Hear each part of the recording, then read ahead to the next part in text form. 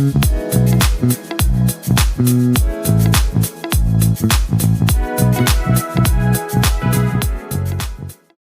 Sobat Semandap, kembali lagi di podcast of Semandap. Bersama saya, Davelin Acila Bastian yang akan menjadi host pada hari ini. Gimana nih kabar kalian hari ini? Semoga dimanapun kalian berada selalu dalam keadaan sehat dan bahagia ya. Hari ini kita kedatangan tamu yang spesial nih, yaitu Kakak Kamcaka Wibisana dan Kakak Sukma Ayuningsih. Halo Kak, bisa disapa dulu Sobat Semandapnya?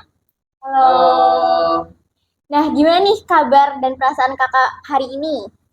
Jawab, perasaan saya bahagia dan juga bangga karena dapat berkesempatan diundang di podcast Manda. Izin jawab, untuk saya senang karena telah diundang di podcast Manda. Oke, baik. Ngomong-ngomong nih soal Paskibra, gimana perasaannya keterima dan dikasih kesempatan untuk menjadi Paskibraka provinsi dan kabupaten?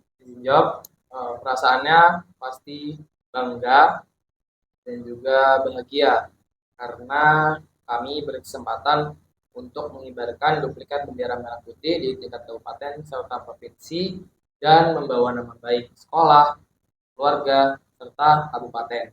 Baik. Kak Sukma, gimana perasaannya setelah keterima dan dikasih kesempatan untuk menjadi Paskibraka provinsi dan kabupaten? Izin jawab, untuk saya yang jelas saya bangga karena telah dipilih menjadi perwakilan dari SMA Negeri 2 Pringsewu dan membawa nama Paskibra SMA Negeri 2 Pringsewu ke tingkat kabupaten. Baik. Selanjutnya, sebelum kakak dapat prestasi yang gemilang ini, kakak ada nggak sih pengalaman baris berbaris di semasa SMP atau jenjang sebelum masuk SMA? Kalau untuk saya, dari SD dan juga SMP, saya aktif di gerakan pramuka. Saya banyak mengikuti perlombaan, salah satunya adalah lomba skuting festival ataupun acara skuting festival di SMA Negeri 1 Suberjo. Baik, untuk Kak Sukma, ada nggak sih pengalaman baris berbaris sebelum masuk SMA? Kalau untuk saya pribadi tidak ada, dikarenakan saat saya SD dan SMP saya tidak ada minat dalam bidang baris berbaris.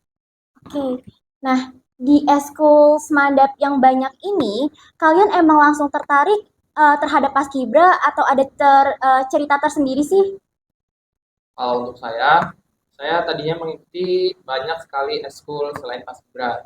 Namun, karena saya sulit dalam membagi waktu antara satu eskul dengan eskul lainnya, saya memilih untuk bertahan di satu eskul, yaitu adalah eskul Paskibra, dan saya nyaman di sini.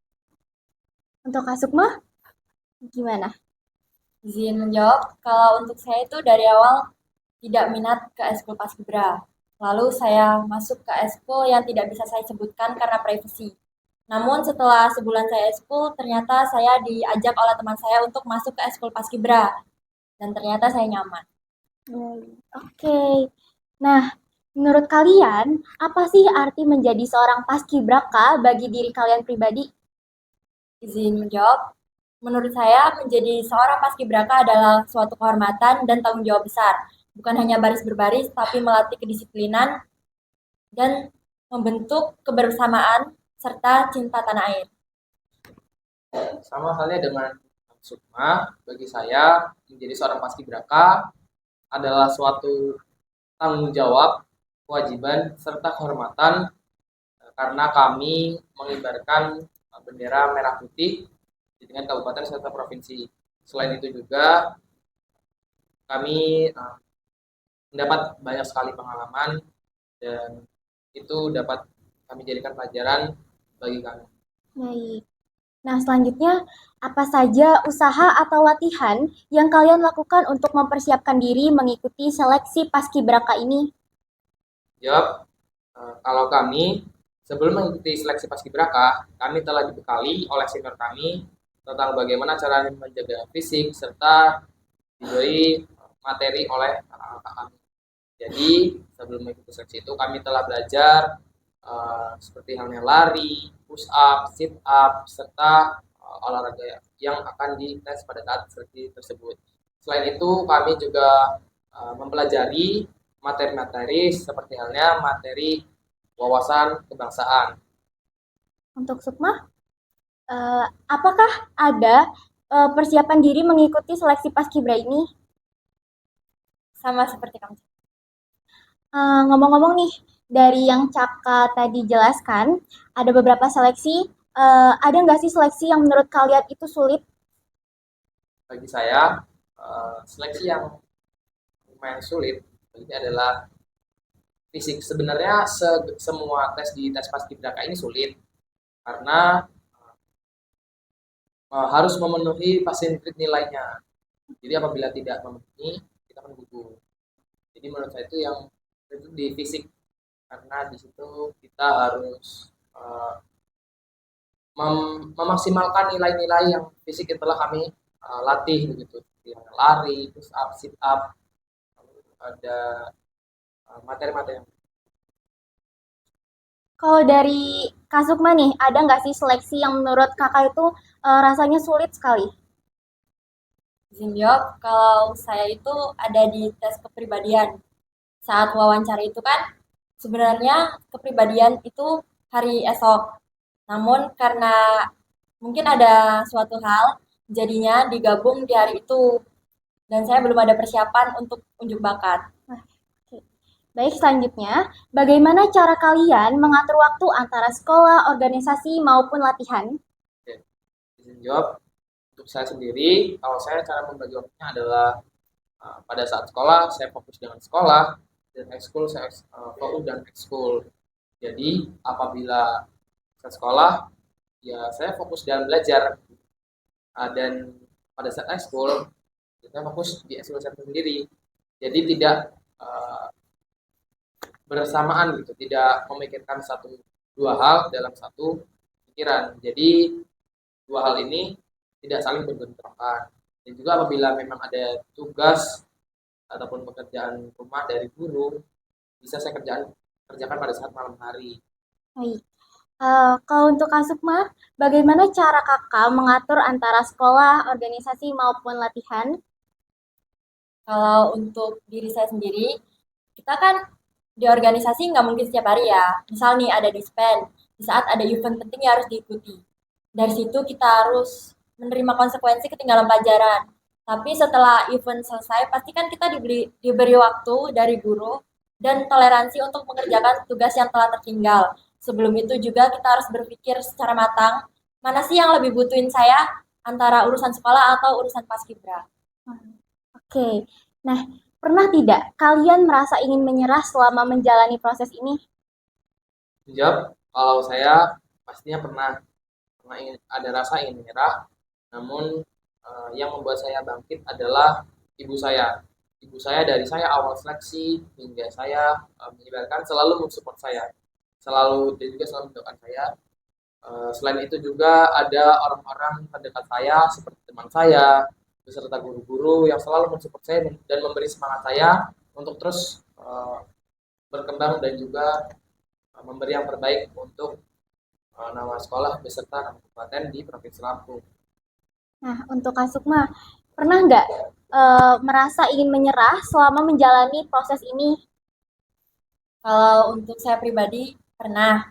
Namun karena kunci keberhasilan itu optimis dan percaya akan suatu proses, jadinya saya tetap melaksanakan hal tersebut. Oke. Nah, apa sih yang membuat kalian yakin dan bertahan di Paskibra?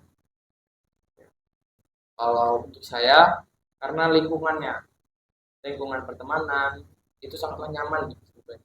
Jadi di Paskibra ini kami saling support dan apabila ada teman yang kesusahan, pastinya kami selalu cepat membantu. Jadi saya benar-benar merasa keluarga di Paskibra ini memang ada. Nah, untuk Kak Sukma nih, apa yang membuat kakak yakin dan bertahan di Paskibra? Kalau menurut saya, bukannya saya membanggakan eskul yang saya jalani saat ini, tapi saya bisa jamin kalau keluargaan yang ada di Paskibra itu belum tentu ada di eskul lain. Bukan hanya teman eskul, tapi mungkin lebih dari yang orang-orang tahu. Jadi saya tetap bertahan. Keren banget.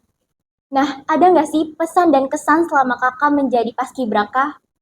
Oke, izin jawab untuk kesan bagi saya merasa bahagia di Paskibraka ini. Karena di tempat kami dilatih juga kan namanya Desa Bahagia nih. Pastinya di Desa Bahagia itu kami sangat merasa bahagia karena kami mendapat banyak sekali teman baru dari berbagai daerah. Ada yang dari Kabupaten Suji, Tulang Bawang, Lampung Timur, Lampung Utara, Tanggamus, beserta kabupaten-kabupaten lainnya. Di sana kami saling bertukar cerita dan juga di sana pastinya kami saling mensupport nih. Eh, Semisal ada yang kecapean, kami saling support dan mendukung. Jadi kesannya itu ya bahagia di sana, bahagia dan bangga rasanya. Keren banget. Untuk Kak Sukma, gimana? Ada pesan dan kesan juga selama kakak menjadi paskibraka? Izin menjawab, kalau kesan itu menjadi paskibraka sebuah pengalaman berharga. Bukan hanya melatih disiplin, mental, lalu tanggung jawab, namun juga menjadi kebanggaan saat mengibarkan bendera. Nah, untuk pertanyaan terakhir nih, ada nggak motivasi kalian untuk adik-adik yang ingin menjadi paskibraka? Oke, izin jawab. Untuk adik-adik yang tertarik dan juga ingin menjadi seorang paskibraka, mulailah berlatih dari sekarang, persiapkan fisik serta mental kalian agar kalian dapat menjadi seorang paskibraka di tahun selanjutnya di tahun 2026 dengan fisik terbaik kalian dan juga terus banggakan kedua orang tua kalian serta sekolah kalian. Tak terasa kita sudah di penghujung podcast kali ini. Terima kasih kepada Kak Caka dan Kak Sukma yang telah menyempatkan hadir di podcast hari ini. Tak lupa juga terima kasih kepada Sobat Semandap yang telah setia menonton podcast of Semandap. See you guys!